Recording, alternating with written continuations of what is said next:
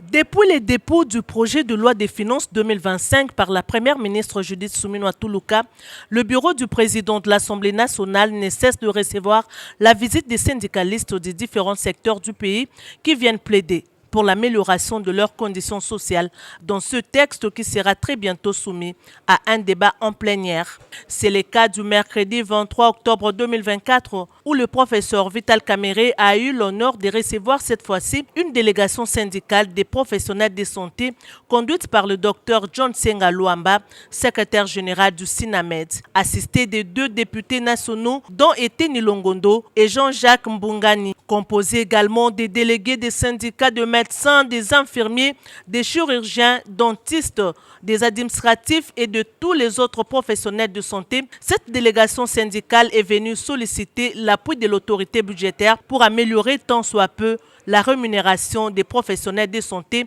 afin de leur permettre de vivre et de travailler dans des conditions plus ou moins décentes. La dégradation des conditions socio-professionnelles des personnels de santé est régulièrement au centre des discussions entre le gouvernement et la délégation syndicale. Malheureusement, la mise en œuvre des résolutions a toujours été lettre morte. La délégation syndicale des professionnels de santé appelle ainsi la Chambre basse du Parlement à examiner minutieusement les résolutions des échanges des bibois, non seulement pour intégrer le corps des infirmiers dans les avantages décidés par le gouvernement, mais aussi pour améliorer la rémunération des professionnels du secteur de santé. Nous avons été avec le gouvernement la semaine passée, mais nous tenions à ce que nous présentions les mêmes problèmes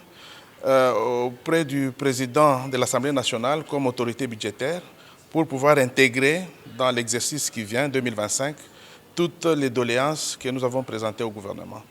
Nous avons posé tous les problèmes et nous avons laissé nos mémos, nos cahiers de charges. Je pense que nous allons les étudier avec l'Assemblée nationale. Nous tenons à remercier sincèrement l'honorable président qui a été très attentif,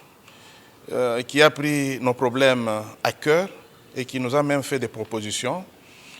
qui vont certainement nous aider à avancer dans le secteur de la santé. Le président de l'Assemblée nationale, le professeur Vital Kamerhe, a adhéré aux revendications de cette délégation syndicale des professionnels de santé. Usant du jargon médical, Vital Kamerhe a rappelé que les signes vitaux doivent être maintenus pour qu'un corps reste en vie. De ces faits, a-t-il souligné, le corps médical doit être bien entretenu pour que la couverture santé universelle puisse être effective sur toute l'étendue du pays, car les professionnels de santé sont des acteurs majeurs de ce vaste programme du président de la République, Félix Antoine Tshisekedi Tshilombo, mis en œuvre par le gouvernement. Il a demandé à chaque syndicat de désigner un délégué qui va participer aux travaux de commission ECOFIN sur l'examen du projet de loi des finances 2025 qui se tiennent à l'hôtel Béatrice de Kinshasa. Le professeur Vital Kamerhe a promis d'y accorder toute son attention, autant que pour toutes les autres délégations syndicales déjà envoyées à l'ECOFIN.